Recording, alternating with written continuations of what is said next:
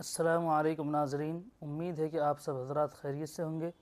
ہم آپ کی خدمت میں ایک نئی ویڈیو کے ساتھ حاضر ہیں، جس کو سننے کے بعد ہمارا ایمان تازہ ہو جائے گا اور ہمارے دل کے اندر ایک نورانی کیفیت پیدا ہو جائے گی۔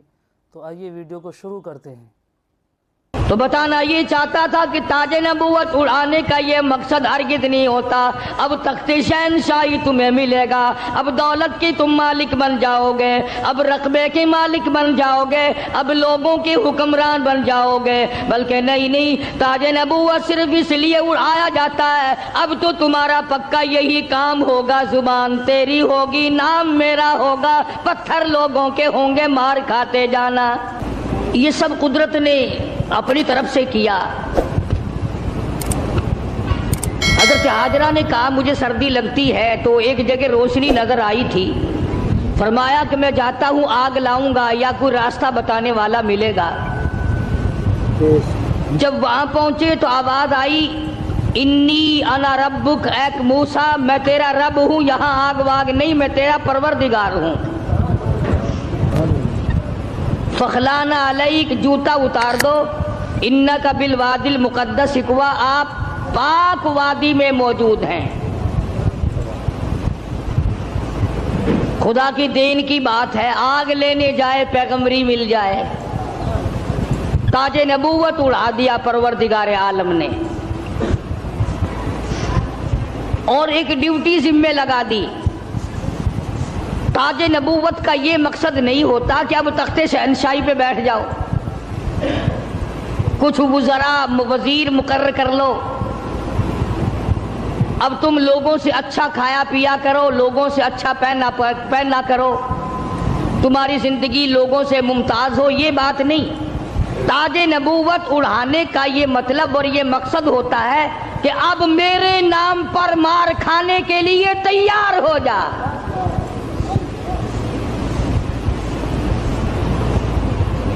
اب بازاروں میں، گلیوں میں، کوچوں میں میرے نام پر پتھر کھانے کے لیے تیار ہو جا۔ اور ہر نبی یوں ہی مار کھاتا آیا۔ فقر و فاقہ کی زندگی گزارنا انبیاء علیہ السلام کا پیشہ ہے۔ چنانچہ مدنی کریم صلی اللہ تعالی علیہ وسلم کے واقعات میں آتا، سیدہ عائشہ صدیقہ رضی اللہ تعالیٰ عنہ فرماتی ہیں، میں نے حضور کے لیے جاؤ کے آٹے کی میں روٹی پکایا کرتی تھی، کبھی چھان کر نہ پکائی۔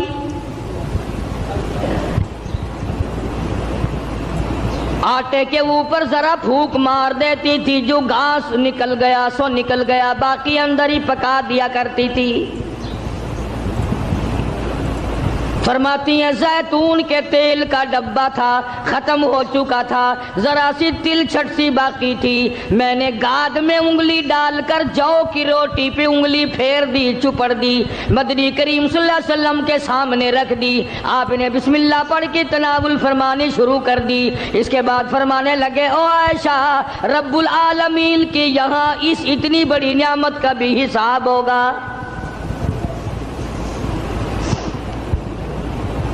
تو بتانا یہ چاہتا تھا کہ تاج نبوت اڑانے کا یہ مقصد ہرگز نہیں ہوتا۔ اب تخت شہنشاہی تمہیں ملے گا، اب دولت کی تم مالک بن جاؤ گے، اب رقبے کے مالک بن جاؤ گے، اب لوگوں کے حکمران بن جاؤ گے۔ بلکہ نہیں، تاج نبوت صرف اس لیے اڑایا جاتا ہے، اب تو تمہارا پکا یہی کام ہوگا، زبان تیری ہوگی، نام میرا ہوگا، پتھر لوگوں کے ہوں گے، مار کھاتے جانا۔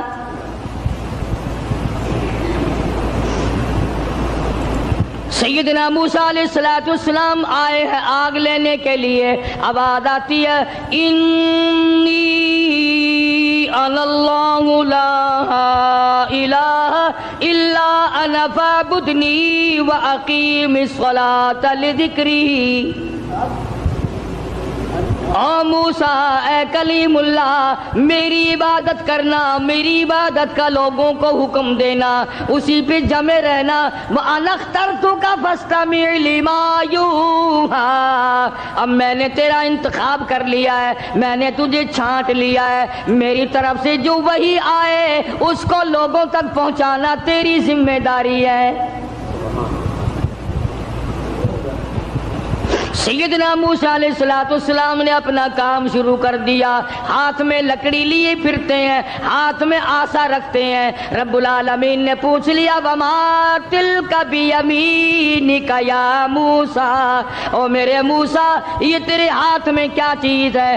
آواز آئی اتوکأ علیہا واحش بہا علی غنمی ولی فیہا معارب اخری.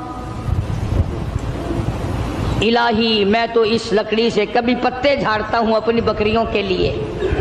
ہر نبی نے بکری چرائی, ہر نبی نے بکریاں چرائی. اس کے بارے میں بھی حدیث پاک میں آتا ہے کہ ایسا کیوں ہوا, ہر پیغمبر سے اللہ نے بکریاں کیوں چروائی؟ اس لیے کمزور مخلوق ہے, شرارتی بہت زیادہ ہے. اگر ڈنڈا مار دو تو بکری گئی, بہت ستاتی ہے بکری, کبھی ادھر بھاگ گئی کبھی ادھر بھاگ گئی. اگر غصہ نکالو تو بکری گئی. تو دیکھا ہوگا بکری چرانے والوں کو, ایک تو لمبا ڈنڈا رکھتا ہے پتے جھاڑنے کے لیے, اور ایک باریک سی قمچی رکھتا ہے اور سی کر کے بکریوں کو چلاتا ہے. تو بکریاں چرانے والے کو صبر آ جاتا ہے, غصہ نہیں رہتا. اس لیے ہر نبی سے اللہ پاک نے بکریاں چروائی. آج تو ماشاءاللہ مسلمان گوشت کھانے میں تو کہتے ہیں بکری کا گوشت بڑا اچھا ہے, مگر پالنے میں نہیں. علماء حکیموں نے لکھا ہے کہ بکری کے دودھ میں جتنی شفا ہے اتنی کسی جانور کے دودھ میں شفا نہیں. تو موسیٰ علیہ السلام کو اللہ تبارک و تعالیٰ نے حکم دیا جاؤ اس فرعون کے پاس, میرا نام اسے جا کر بتاؤ جو خدا بنا بیٹھا ہے, جو میرے مقابلے میں خدا بن گیا ہے, اور میں نے اس کو اتنی ڈھیل دے رکھی ہے. 400 سال گزر گئے کبھی سر میں درد نہیں ہوا. 400 سال گزر گئے, اتنی لمبی عمریں تھی. آج کل تو تھوڑی سی عمر میں گناہوں کی زیادہ گٹھڑی بن جاتی ہے. شکر ہے زیادہ عمر نہیں ہے. اگر ہماری عمریں 400 سال ہوں, کون سی نیکی کریں گے, کون سی عبادت کریں گے, اور گناہوں کی گٹھڑی وزنی بنے گی. اس وقت بھی جو زیادہ عمر پاتا ہے وہ نیکیاں کم کر پاتا ہے. رات دن برباد ہو رہے ہیں. تو موسیٰ علیہ السلام نے دعا مانگی, قال رب اشرح لی صدری ویسر لی امری واحلل عقدۃ من لسانی یفقہوا قولی. اور میرے پروردگار میں تیرا نام لے کر اس کے پاس جاؤں گا, فرعون کو تبلیغ کرنے جاؤں گا. میری زبان میں تاثیر پیدا کر دے, میری زبان میں اثر پیدا کر دے. خدا کی قسم نبی اپنے آپ کو کتنا مجبور سمجھتا ہے, زبان کی تاثیر بھی اللہ سے مانگ رہا ہے, اور فرمایا واحلل عقدۃ من لسانی, میری زبان کی گرہ کو کھول دے, میری زبان کو آسان کر دے. یفقہوا قولی, اسے بھی ہدایت کی توفیق دے تاکہ وہ میری بات کو سمجھ سکے.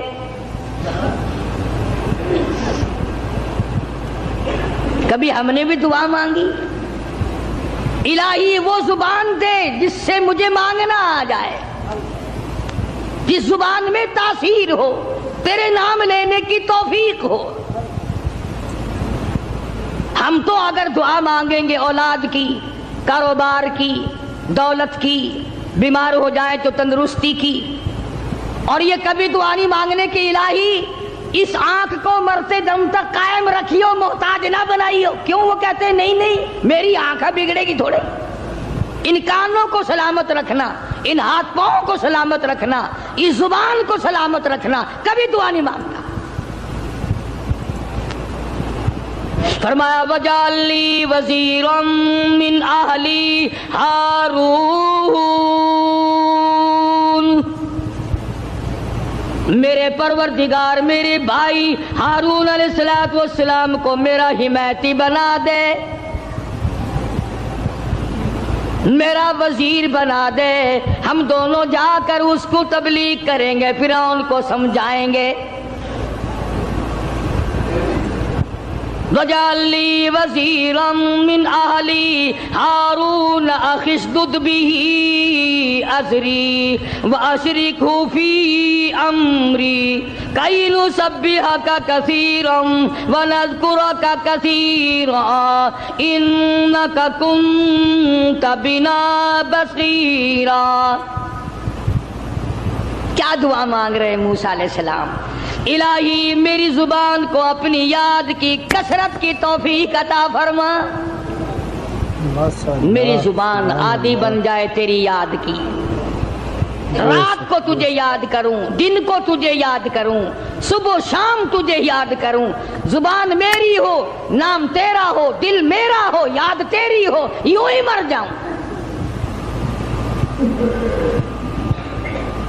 تو سیدنا موسیٰ علیہ السلام جب فرعون کے مقابلے میں گئے تو حکم ملا، دیکھو قربان جاؤں مالک کے کائنات کی بے نیازی پہ تبلیغ کا طریقہ بھی بتلایا۔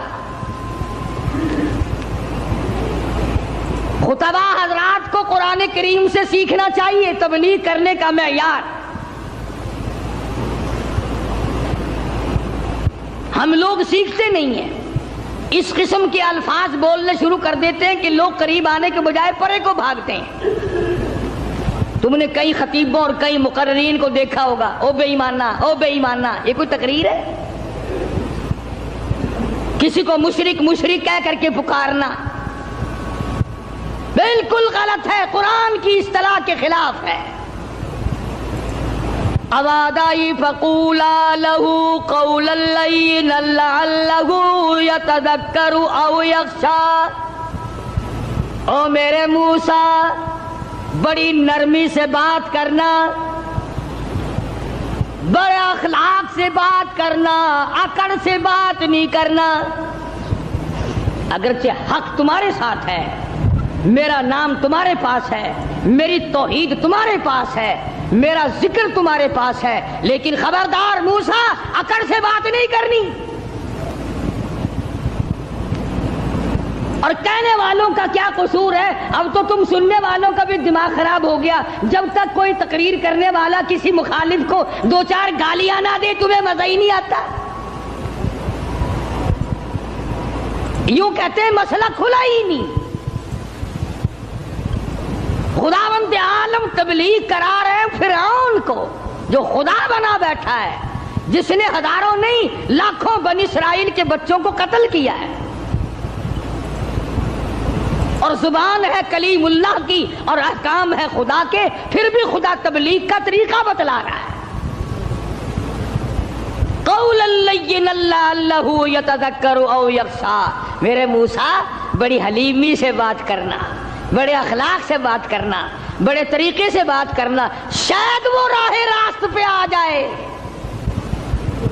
قربان جاؤں تیری حلیمی کے میرے پروردگار، جو خدا بنا بیٹھا ہو تو اس کو بھی چاہتا ہے کہ میرے دروازے پہ آ جائے تو میں اسے معاف کر دوں۔ موسیٰ علیہ السلام تشریف لے گئے، فرعون کو جا کے سمجھایا، تبلیغ کی، اللہ پاک کی توحید کا مسئلہ سمجھا دیا۔ وہ ایک ہے، وہ حی قیوم ہے، 1 کروڑ روپے ادا کرنے کے بعد ایک سانس کوئی مول خرید نہیں سکتا۔ ساری حکومت دینے کے بعد اگر کوئی اپیل کرے، الہی او اسرائیل یہ میرا تخت شہنشاہی لے لے، مجھے ایک سانس فالتو دے دے، زیادہ لینے دے، قطعاً ایسا نہیں ہوگا۔ کروڑوں روپے کے بدلے میں ایک سانس نہیں ملتا، پوری تخت و تاج حکومت کے بدلے میں ایک سانس نہیں ملتا۔ جس رب نے یہ نظام بنایا ہوا ہے وہی پروردگار کہتا ہے چلو فرعون کو جا کر ہدایت کرو، بے شک وہ گناہگار ہے، اگر آج بھی میرے دروازے پہ جھک جائے تو میں معاف کر دوں گا۔ سمجھتے ہوں ساری عمر حرام کھاتے جس کی گزری ہے وہ بھی اپنے آپ کو پاک صاف سمجھتا ہے. کمال ہے انسان کی بھی. ساری عمر زنا کیا، ساری عمر حرام کھایا، ساری عمر بدماشی کی، ساری عمر جوا کھیلا، شراب پی، اور دوسروں سے پھر بھی اپنے آپ کو کہتا آخر چلو میں گنہگار صحیح پر ان سے تو اچھا ہوں میں اوروں سے. یہ ایک بیماری ہے، یہ ایک گناہ کے بڑھنے کا سبب ہے، توبہ توفیق نہ ہونے کی علامت ہے. جہاں زنا کرنا گناہ ہے، جہاں شراب پینا گناہ ہے، جہاں جوا کھیلنا گناہ ہے، جہاں حرام کھانا گناہ ہے، وہاں پر آدمی کو اپنے آپ کو اوروں سے اچھا جاننا یہ بھی اسی طرح کا بلکہ اس سے بھی بڑا گناہ ہے. دل میں یہ خیال لانا کہ یہ سارے کافر پھرتے ہیں، میں اکیلا مسلمان ہوں، قطعاً غلط ہے. تو موسیٰ علیہ السلام نے فرعون کو جا کر کے تبلیغ کی، فرمایا تو خدا نہیں ہو سکتا، تو رب نہیں ہو سکتا. رب العالمین وہ ذات ہے جس کے قبضے میں زمین و آسمان ہے، جو موت و حیات کا مالک ہے، جو لوگوں کی بیماری اور تندرستیوں کا مالک ہے، جو لوگوں کے خوراک اور ایک ایک دانے اور ایک ایک گھونٹ پانی پہ قادر ہے. رب وہ ہے، تو نہیں ہے. اب فرعون کہنے لگا کہ اچھا تو صحیح خدا کا نمائندہ ہے، مقابلہ کر میری ساتھ، مقابلہ کر میری ساتھ. چنانچہ فرعون نے جادوگر بلائے. اس زمانے میں جادو کا بڑا زور تھا، جادو کا بہت ہی لوگوں میں طریقہ کار تھا، طرح طرح کے جادو کیا کرتے تھے. تو فرعون نے اپنے جادوگر بلائے، انہوں نے میدان میں رسیاں ڈال دی، رسیاں ڈال دی. جب انہوں نے جادو کیا تو وہ سارے سانپ بن گئے،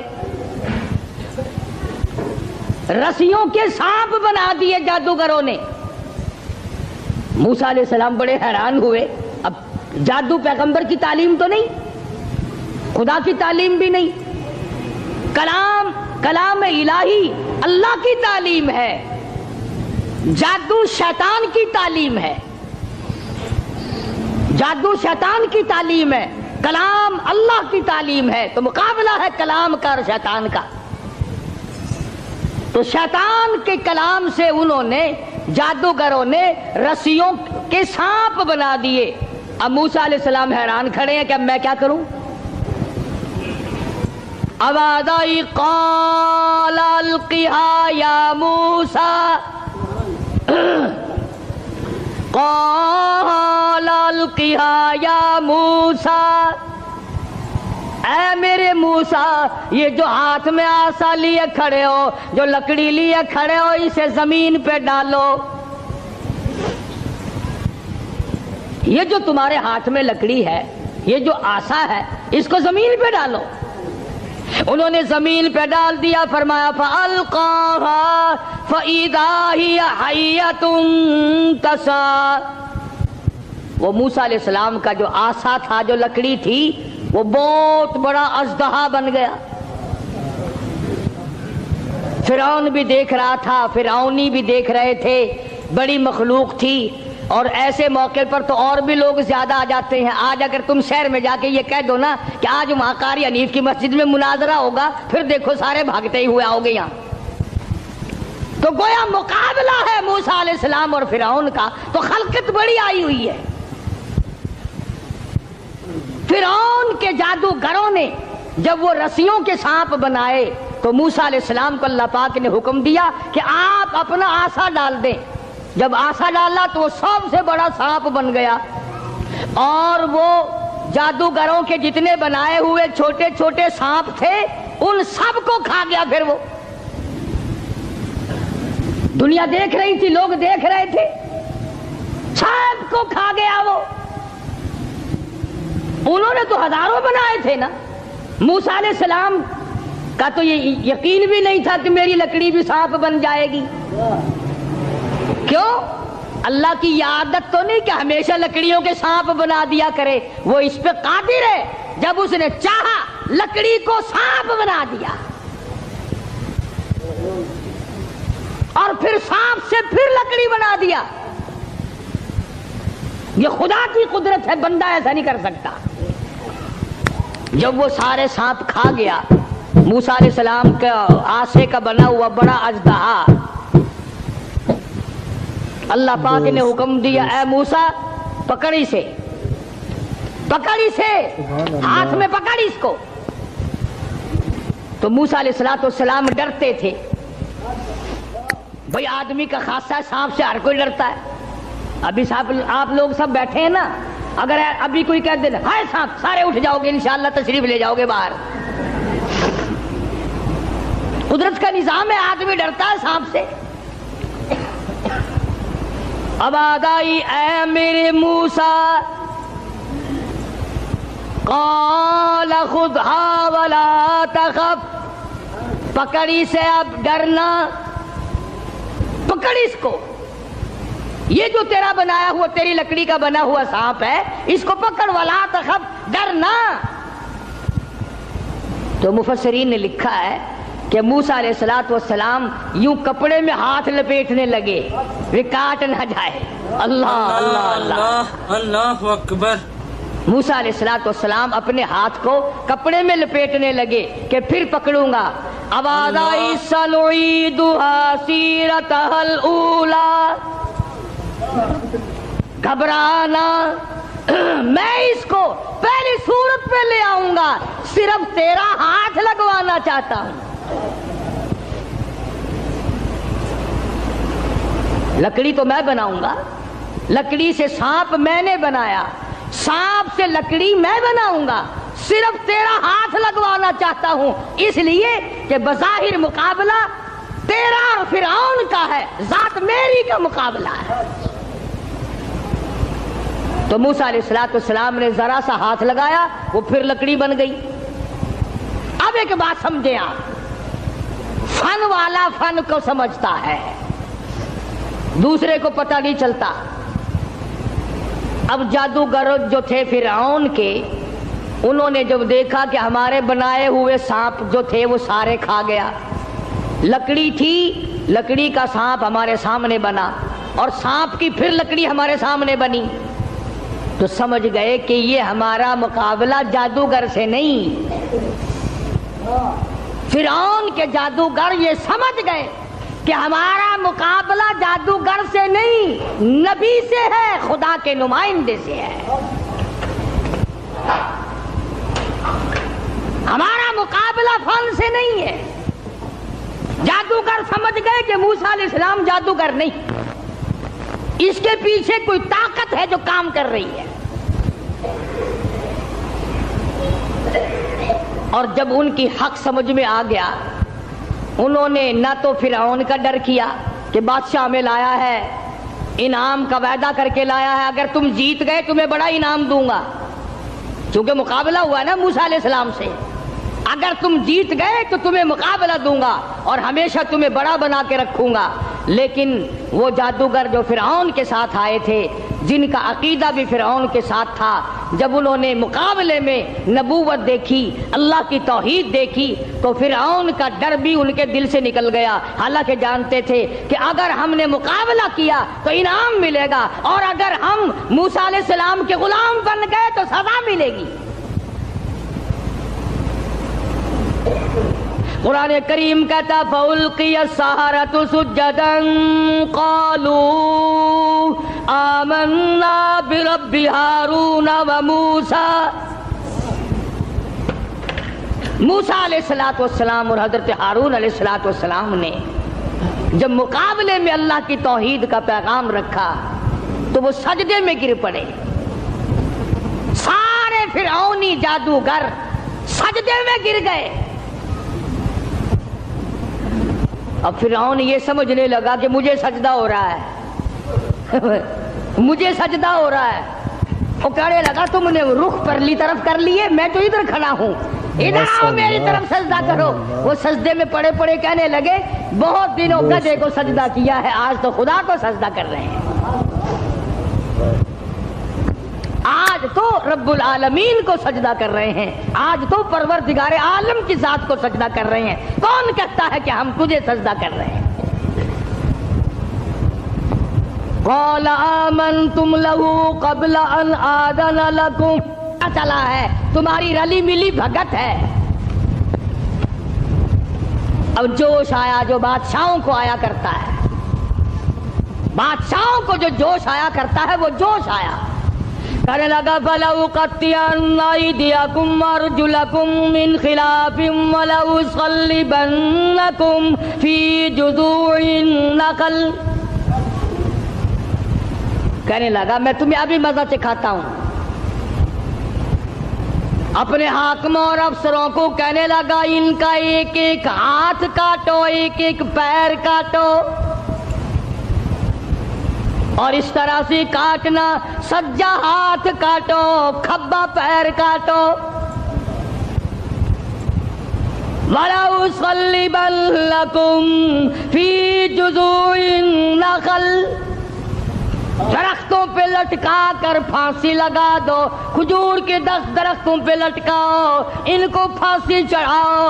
انہوں نے میری خدائی کا کیوں انکار کیا؟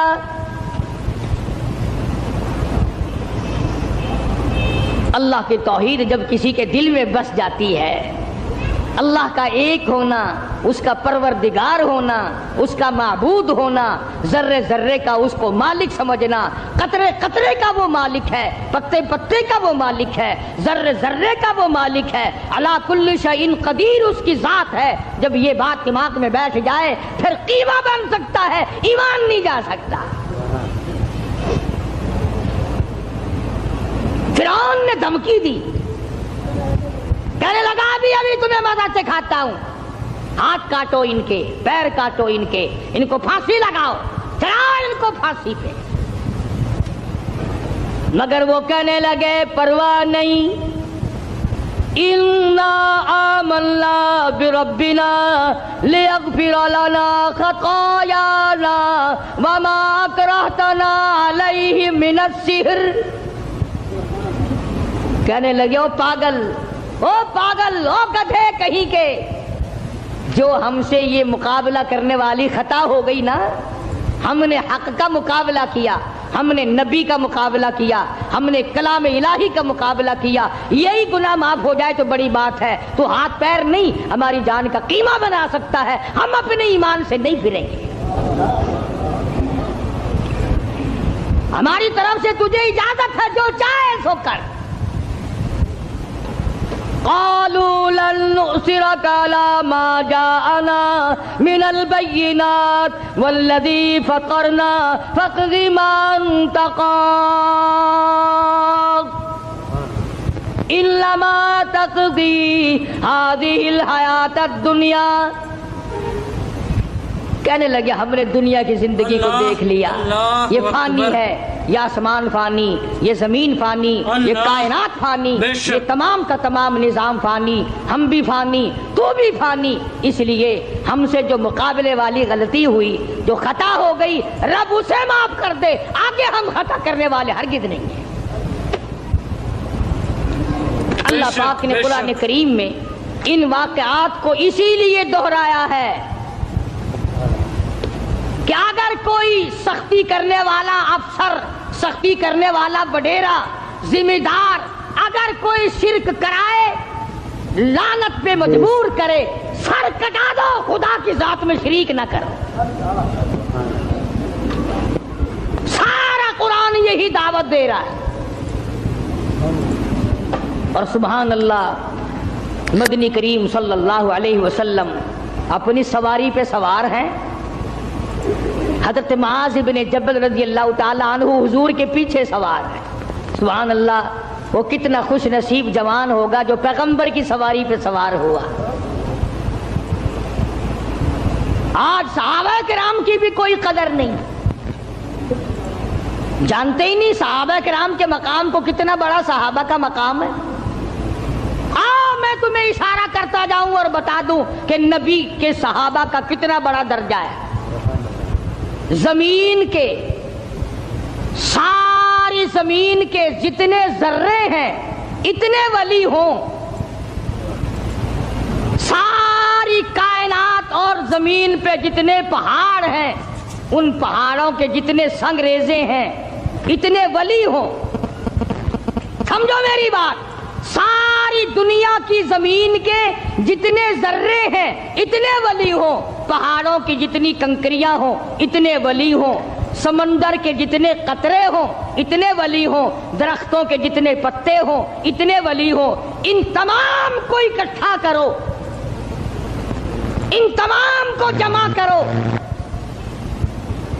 ساری زمین کے ذرات جتنے ولی بناؤ، پہاڑوں کے سنگریزوں جتنے ولی بناؤ، درویش قلندر بناؤ، سمندر اور دریاؤں اور نہروں کا جتنا پانی ہے اس کے قطرے بناؤ، پھر قطروں کے ولی بناؤ، درختوں کے جتنے پتے ہیں اتنے ولی بناؤ، اور ان سارے ولیوں کو اکٹھا کرو، جمع کرو، خدا کی قسم ابو بکر صدیق کے پیر سے اڑی ہوئی خاک کے مقابلے میں نہیں آ سکتے۔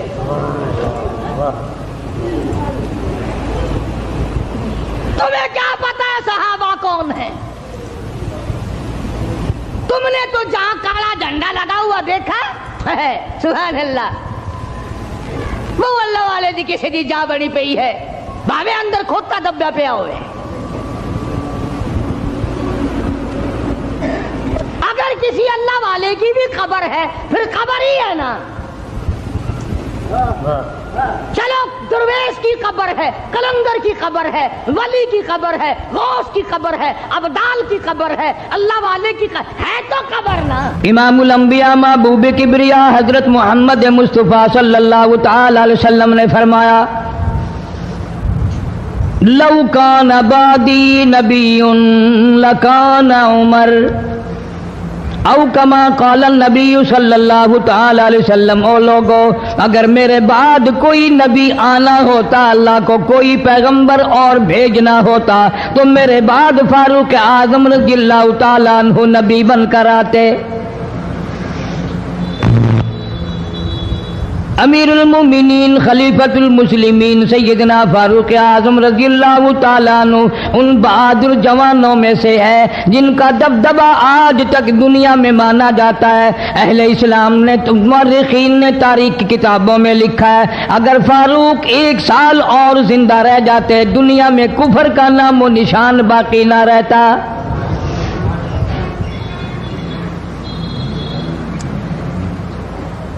جناب فاروق اعظم رضی اللہ تعالیٰ عنہ بہت بڑا عظیم انسان ہے، بہت بڑا آدمی ہے، بہت بڑی ہستی کا مالک ہے۔ جناب مدنی کریم صلی اللہ تعالیٰ علیہ وسلم کی دعا کا ثمر بن کر آیا، دعا کا نتیجہ بن کر آیا۔ ابراہیم علیہ السلام نے بیت اللہ کی تعمیر کرتے وقت دعا مانگی، بیت اللہ بناتے وقت دعا مانگی، امام الانبیاء صلی اللہ علیہ وسلم کو مانگا، گویا خلیل اللہ نے حبیب اللہ کو مانگا۔ خلیل کی دعا کا ثمر، خلیل کی دعا کا جواب، خلیل کی دعا کا نتیجہ کم سے کم 4000 سال بعد آیا۔ کالی کملی والے صلی اللہ علیہ وسلم نے جو فاروق اعظم کے لیے جھولی پھیلائی، ادھر جھولی پھیلائی، ادھر فاروق اعظم سامنے کھڑے تھے۔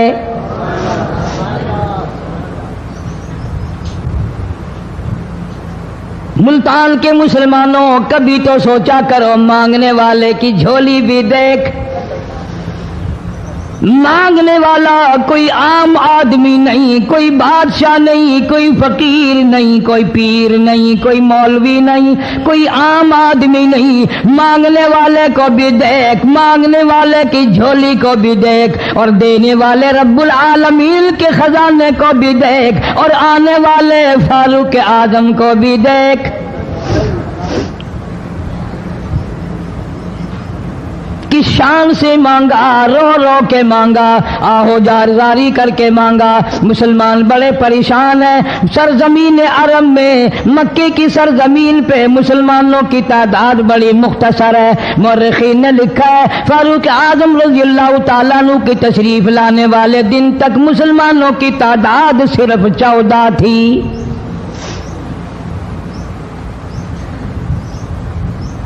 بہت پریشان کیا گیا مسلمانوں کو۔ تمہیں آج قرآن کی کیا قدر ہو، تمہیں آج ایمان کی کیا قدر ہو، تمہیں آج اسلام کی کیا قدر ہو۔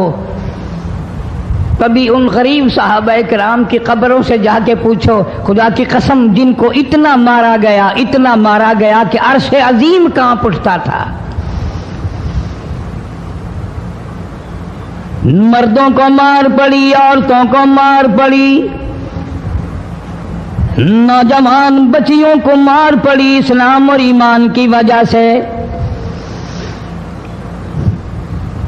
آج تو بھی مسلمان بنا پھرتا ہے، میں بھی مسلمان بنا پھرتا ہوں، پتہ چلے گا موت کے وقت اسلام پہ موت آئی یا کفر پہ آئی۔ آخری وقت کی سال میں ہوگا کوئی نہیں جانتا۔ ادھر جناب نبی پاک صلی اللہ تعالی علیہ وسلم صحابہ کرام کی تکلیفوں کو دیکھ کر رات دن رویا کرتے تھے۔ جناب فاروق اعظم رضی اللہ تعالیٰ عنہ اتنا عظیم آدمی ہے، اتنا بڑے مرتبے کا مالک ہے، دو آدمیوں میں تلخی ہو گئی، لڑائی ہو گئی تلوار پہ۔ ایک مسلمان منافق ہے، ایک یہودی ہے، وہ کہتا ہے تلوار میری ہے، وہ کہتا ہے تلوار میری ہے۔ جناب نبی پاک صلی اللہ تعالی علیہ وسلم کے پاس تشریف لے آئے، حضور کی خدمت میں دونوں آ گئے، معاملہ سامنے رکھ دیا۔ جناب نبی پاک صلی اللہ تعالی علیہ وسلم نے معاملے کی تحقیق کر کے تلوار یہودی کو دے دی، اصل میں تھی بھی یہودی کی۔ وہ مسلمان جو تھا منافق باہر نکل کے یہودی کو کہنے لگا کہ یار فیصلہ تو ہو گیا پر مزہ نہیں آیا، میں تو حضرت عمر سے فیصلہ کراؤں گا دوبارہ۔ اب یہودی تو جانتا تھا کہ مسلمان ہو اور نبی پاک صلی اللہ علیہ وسلم کے فیصلے کے خلاف کرے، یہ ناممکن ہے، یہ ہو نہیں سکتا۔ وہ کہنے لگا بھائی جہاں دل کرے وہاں چلو۔ وہ منافق فاروق اعظم کے پاس آیا یہودی کو لے کر اور کہنے لگا کمال ہے یار تمہارے بھی، اچھے لوگ ہو، تمہیں مسلمان کی قدر ہی نہیں۔ فاروق اعظم نے پوچھا کیا ہوا؟ وہ کہنے لگا حد ہوگی، تم کلمہ پڑھنے والے کی قیمت ہی نہیں جانتے، قدر ہی نہیں کرتے۔ اس نے کہا بھائی ہوا کیا؟ کہ دیکھو تلوار میری تھی، اس کو مل گئی، فیصلہ کریں آپ۔ یہودی جانتا تھا، کہنے لگا بھائی پہلے بات سن لینا، تمہارے نبی پاک صلی اللہ علیہ وسلم نے پہلے فیصلہ فرمایا، تلوار مجھے دے دی ہے، میری ہے۔ میں نے کہا جاؤ بھائی فیصلہ تو ہو گیا۔ وہ منافق کہنے لگا نہیں جی میں تو آپ سے فیصلہ کراؤں گا۔ فاروق اعظم فرمانے لگے فیصلہ تو ہو گیا جاؤ۔ انہوں نے کہا نہیں جی آپ فیصلہ کریں۔ انہوں نے کہا اچھا نبی کے فیصلے کے بعد مجھ سے فیصلہ کرانے آئے ہو؟ کہ جی ہاں میں تو آپ سے فیصلہ کراؤں گا، کہ پھر تشریف رکھو میں فیصلہ کر دوں گا۔ حضرت عمر رضی اللہ تعالی عنہ تشریف لے گئے، اندر گھر میں تلوار لے آئے، فرمایا اب بھی چلے جاؤ فیصلہ ہو گیا۔ وہ منافق کہنے لگا نہیں جی آپ فیصلہ کر دیں۔ انہوں نے کہا اچھا میں فیصلہ کرتا ہوں۔ اٹھائی تلوار، ماری گردن پہ، وہ جا کے پڑی کہ جو میرے محبوب کریم صلی اللہ علیہ وسلم کے فیصلے کو نہیں مانتا، میرے پاس اس کے لیے یہ فیصلہ ہے۔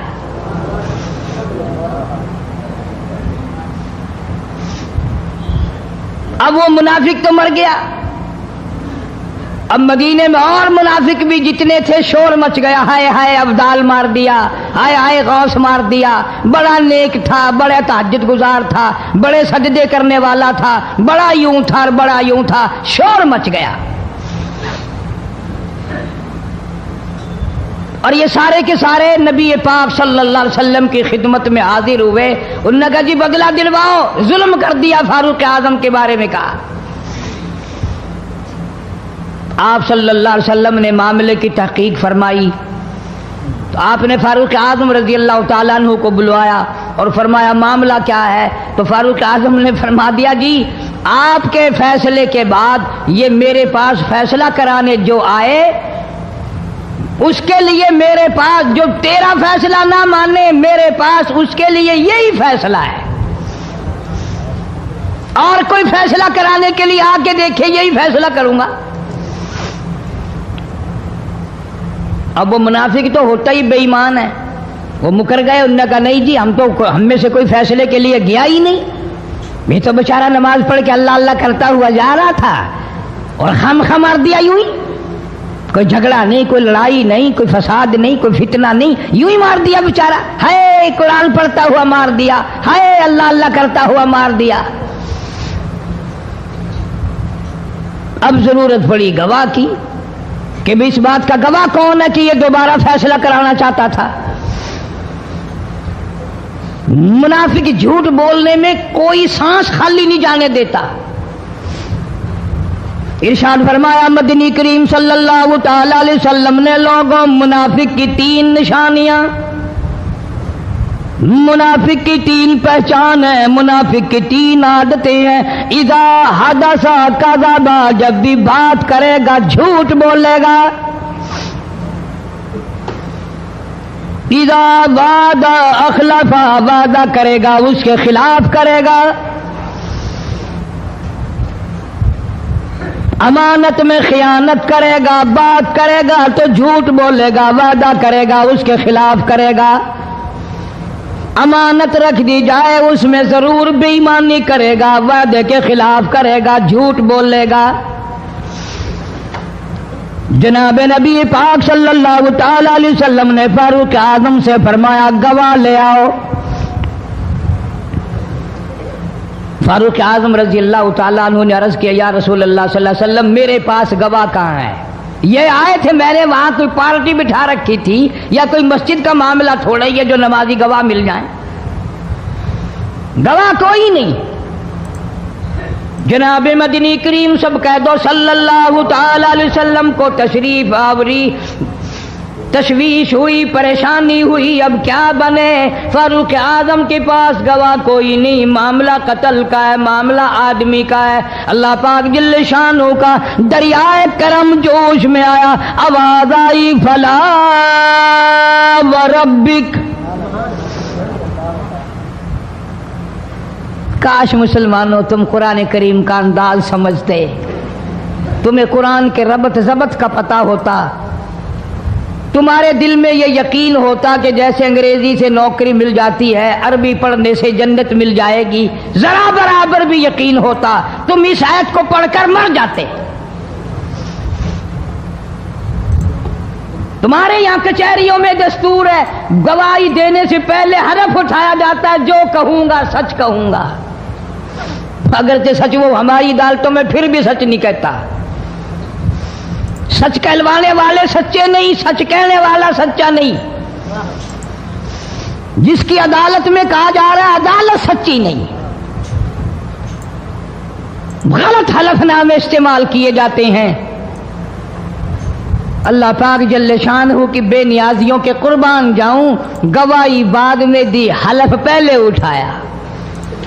فرمایا فلا وربک، مجھے اپنی کبریائی کی قسم اور میرے محبوب مجھے تیرے رب کی قسم، لا یؤمنون، ہرگز ایماندار نہیں، ہرگز مومن نہیں، ہرگز ایمان والا نہیں، ہرگز کلمے والا نہیں، ہرگز اسلام والا نہیں. لا یؤمنون حتی یحکموک فیما شجر بینہم ثم لا یجدوا فی انفسہم حرجا مما قضیت ویسلموا تسلیما. قرآن کریم میں اللہ پاک فرماتے ہیں مجھے تیرے رب کی قسم میں گواہی دیتا ہوں وہ آدمی ایماندار ہو ہی نہیں سکتا، وہ ایمان والا بن ہی نہیں سکتا، وہ کلمے والا ہو ہی نہیں سکتا، اسلام والا ہو ہی نہیں سکتا جو میرے محبوب تیرے فیصلے کو نہ مانے، جو تیرا فیصلہ ٹھکرا دے، جو تیرے فیصلے کو تسلیم نہ کرے. میں خدا عدالت میں گواہ بن کر آیا، میں گواہی دینے کے لیے آیا ہوں، وہ ایماندار ہی نہیں جو کالی کملی والے صلی اللہ تعالی علیہ وسلم کے فیصلے کو نہ مانے.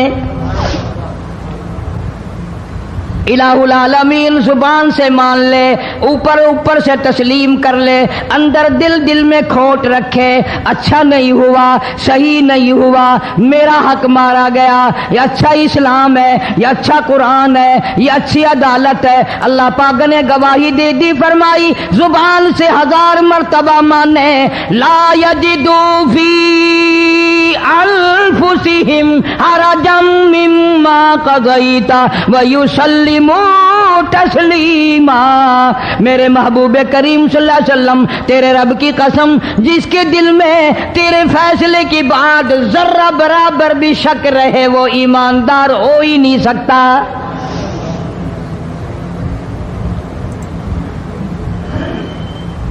ہم سوچیں تو صحیح، کتنے فیصلے آج ہم اللہ کی عدالت، اللہ کے حکم کے مطابق کرتے ہیں۔ فیصلہ کرنے والا بھی اسلام کے مطابق فیصلہ نہیں کرتا، فیصلہ ماننے والا بھی اسلام کے مطابق فیصلہ نہیں مانتا۔ آپ کے سامنے ہے جو کچھ اس کائنات میں ہو رہا ہے۔ جناب فاروق اعظم رضی اللہ تعالیٰ عنہ اس حالت میں تشریف لائے، امام الانبیاء محبوب کبریا حضرت محمد مصطفیٰ صلی اللہ تعالیٰ علیہ وسلم کی ذات اقدس ہے۔ دار ارقم میں نماز کے لیے وضو فرما رہے ہیں، نماز کی تیاری فرما رہے ہیں۔ فاروق اعظم ایمان لانے کے لیے تشریف لائے، حاضر خدمت ہوئے، کلمہ پڑھ کر مسلمان ہو گئے، اور آپ نماز پڑھنے کے لیے کھڑے ہونے لگے۔ دار ارقم کے مکان میں اندر کوٹھڑی میں فاروق پوچھنے لگا، میرے آقا یہ کیا کرنے لگے ہو؟ فرمایا اے عمر، نماز پڑھنے لگا ہوں، رب کی عبادت کرنے لگا ہوں۔ فاروق اعظم نے پوچھا، سارا جہان رب کی عبادت بیت اللہ میں کرتا ہے، خانہ کعبہ میں کرتا ہے، آپ یہاں چھپ کر کوٹھڑی میں نماز پڑھتے ہیں؟ جناب مدنی کریم صلی اللہ تعالیٰ علیہ وسلم کی آنکھوں میں آنسو آ گئے۔ فرمایا فاروق، تیری قوم مجھے بیت اللہ میں نماز نہیں پڑھنے دیتی، سجدہ نہیں کرنے دیتی۔ اگلے دن میں نے نماز کا سجدہ کیا تھا بیت اللہ شریف میں، حرم محترم میں، خانہ کعبہ میں، میری پیٹھ پہ اونٹ کا سارا اوج لا کر رکھ دیا، میں سجدے سے سر نہ اٹھا سکا۔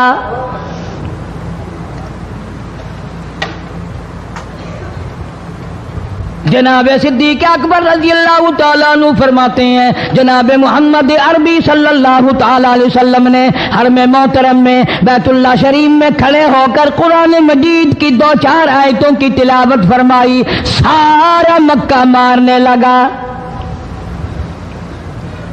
کسی نے ادھر سے مارا، کسی نے ادھر سے مارا، کسی نے دھکا دیا، کسی نے جوتا مارا، کسی نے پتھر مارا۔ صدیق اکبر پہنچائے اور آپ نے آواز بھی لگا دی، اتقتلون رجلا، تم اس آدمی کو قتل کیوں کرتے ہو جو اتنی بات کہتا، آئی یقول ربی اللہ،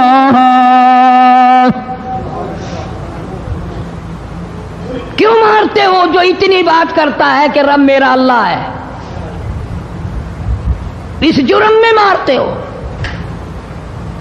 صدیق اکبر رضی اللہ تعالیٰ عنہ فرماتے ہیں، میرے منع کرتے کرتے، بچاتے بچاتے، ہٹاتے ہٹاتے، ایک ظالم آگے بڑھا اور اس نے مدنی کریم صلی اللہ تعالیٰ علیہ وسلم کے گلے میں کپڑا ڈال کر اتنے بل چڑھائے۔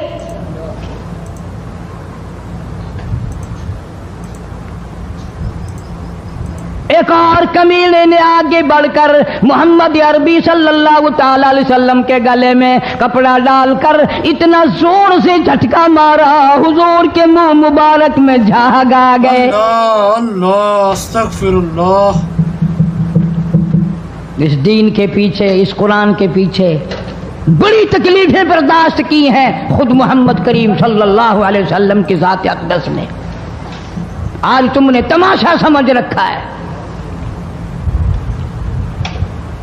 جناب فاروق اعظم رضی اللہ تعالیٰ عنہ نے عرض کر دیا میرے آقا جب تک میں نہیں آیا تھا کوٹھلیوں میں نماز ہوتی تھی، چھپ چھپ کر آپ نے نمازیں پڑھی، لیکن یہ ہو نہیں سکتا، میں اسلام میں داخل ہو جاؤں، میں غلام بن چکا ہوں، میں آپ کی خدمت میں حاضر ہو چکا ہوں، ایمان لا چکا ہوں، اور آپ پھر بھی گھر میں نماز پڑھیں تو میرے آنے کا فائدہ کیا ہوا؟ بیت اللہ میں چلیں، خانہ کعبہ میں چلیں، آپ وہاں چل کر نماز ادا فرمائیں۔ عمر تیری قوم مارے گی، ہماری تعداد بڑی ہے، بہت تھوڑی ہے، ہم بڑے کمزور ہیں، مارتے ہیں، میرا گلا گھونٹا گیا، میری پیٹھ پہ اونٹ کا سارا اوج لا کے رکھ دیا گیا۔ خطاب کا بیٹا کہتا ہے آقا سب کچھ ہوا، خود دیکھا اور خود کیا، سب کچھ سنا، سب کچھ ہوا، لیکن یہ سارے معاملات میرے آنے سے پہلے تھے۔ میرے آقا اب چلو بیت اللہ میں نماز آپ پڑھیں، میں جانوں سارا مکہ جانے۔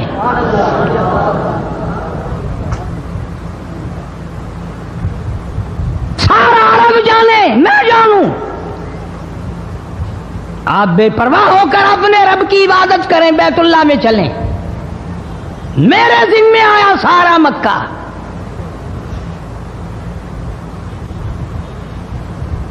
آپ لوگ تو یہ نقطے سمجھیں گے ہی نہیں۔ چاہیے یہ تھا کہ حضور کریم صلی اللہ علیہ وسلم فرماتے چلو ابھی تو مسلمان ہوا ہے، ایک ہفتہ تو ٹھہر جا پھر چلیں گے، ہم تجھے بھی دیکھ لینا کتنے پانی میں ہے، تجھے بھی دیکھ لینا کتنے پانی میں ہے۔ نہیں، فاروق اعظم کی زبان پر حضور کو اتنا اعتبار تھا، اسی وضو سے اسی وقت بیت اللہ میں تشریف لے گئے۔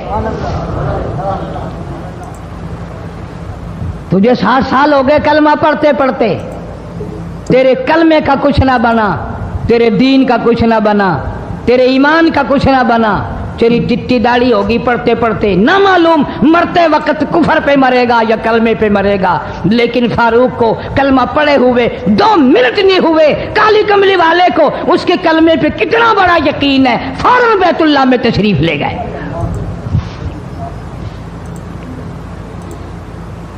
اور خانہ کعبہ میں جا کر پھر فاروق اعظم نے ہمارے والا کام نہیں کیا، او جی آج پہلا دن ہے نا، ذرا جلدی سی پڑھ لو، میں دروازے پہ کھڑا ہو کے دیکھ رہا ہوں کوئی مکے والا آ نہ نکلے، ہاں خامخواہ جھگڑا نہ ہو جائے، جھگڑا اچھی چیز نہیں نا جی، آپ جلدی سے ذرا فارغ ہو جائیں۔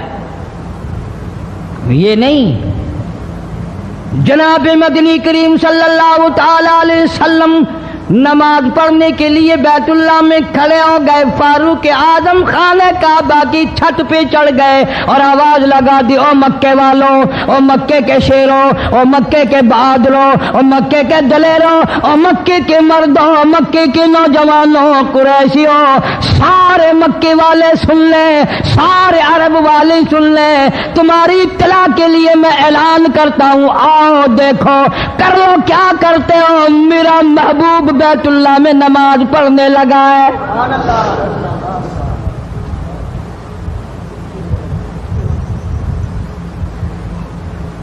صرف یہی نہیں، آواز لگا دی مکے والوں، جس نے اپنی بیوی کو بیوہ بنانا ہو سامنے آ جائے، جس نے اپنے بچوں کو یتیم کرانا ہو سامنے آ جائے، جس نے اپنے گھر کو اجاڑنا ہو فاروق کے سامنے آ جائے۔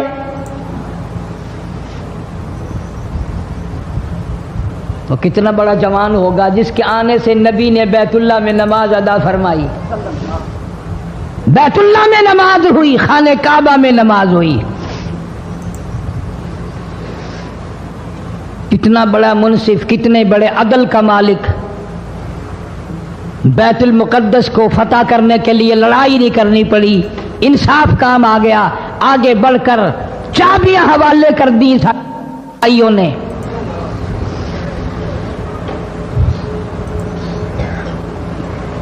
سب لوگ اپنے لیے اچھی اچھی دعائیں مانگتے ہیں، اولاد کے لیے کوٹھی بنگلے مانگتے ہیں، اولاد کے لیے راحت و آرام و آسائش مانگتے ہیں، آپ نہ جانے کیا کیا مانگتے ہوں گے، میں نہ جانے اپنے لیے اپنی اولاد کے لیے کیا کیا مانگتا ہوں گا، لیکن فاروق کی دعا تو دیکھو، کہتا اللہم ارزقنا شہادتاً فی سبیلک،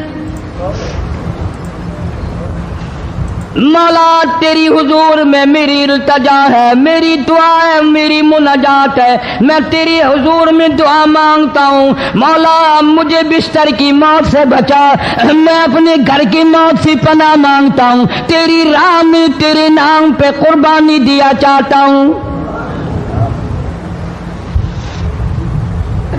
شہادت یوں ہی نہیں ملا کرتی، اس کے لیے تو بڑی تگ و دو کرنی پڑتی ہے، اس کے لیے بڑی جستجو کرنی پڑتی ہے، اس کے لیے بڑے دامن پھیلانے پڑتے ہیں، اس کے لیے بڑی دوڑ دھوپ کرنی پڑتی ہے، یوں ہی تو اللہ پاک نے اعلان نہیں کر دیا، فرمایا وَلَا تَقُولُوا لِمَن يُقْتَلُ فِي سَبِيلِ اللَّهِ فی سبیل اللہ اموات، اللہ فرماتے ہیں اور لوگوں جو میرے نام پہ سر کٹا دے، میرے نام پہ مر جائے، میرا کام کرتا کرتا مر جائے، میرا قرآن پڑھتا پڑھتا مر جائے، میری نماز کا سجدہ کرتا کرتا مر جائے، میرا نام لیتا لیتا مر جائے، اللہ فرماتے ہیں میرے یہاں اس کا اتنا بڑا مرتبہ ہے، تم دنیا میں رہنے والوں کو، فرشتوں کو اجازت نہیں کہ ایسے مرنے والے کو مردہ نہ کہیں، بل احیاء ولکن لا تشعرون، وہ زندہ ہیں، تمہیں ان کی زندگی کی تمیز نہیں ہے، سمجھنے کا سلیقہ اور شعور نہیں ہے۔ فاروق اعظم دعا مانگتے ہیں اللہم ارزقنا شہادتاً فی سبیلک، یا اللہ تیری راہ میں شہادت کی موت مانگتا ہوں۔ کابل سے لے کر طرابلس تک اسلام کا جھنڈا لہرانے والا فاروق اعظم، سبحان اللہ، اللہ اکبر، 900 جامع مسجدیں، 9000 بڑی چھوٹی مسجدیں بنانے والا فاروق اعظم رضی اللہ تعالیٰ عنہ، جس کے دور خلافت میں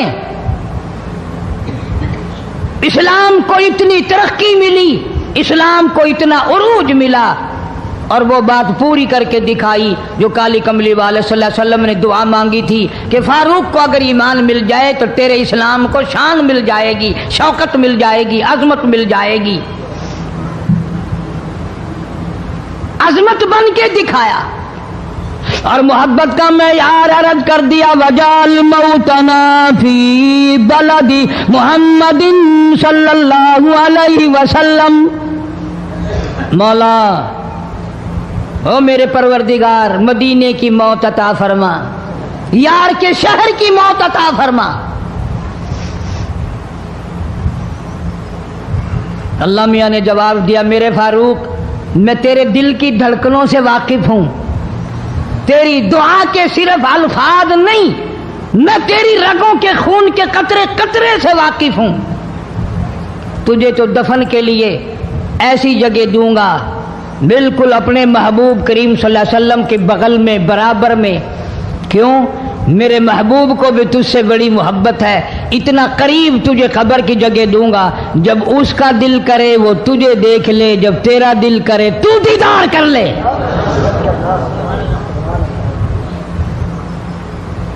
تجھے تو اتنا قریب جگہ دوں گا، تو مدینہ مانگتا ہے۔ اور فرمایا فاروق تجھے ایسی موت دوں گا،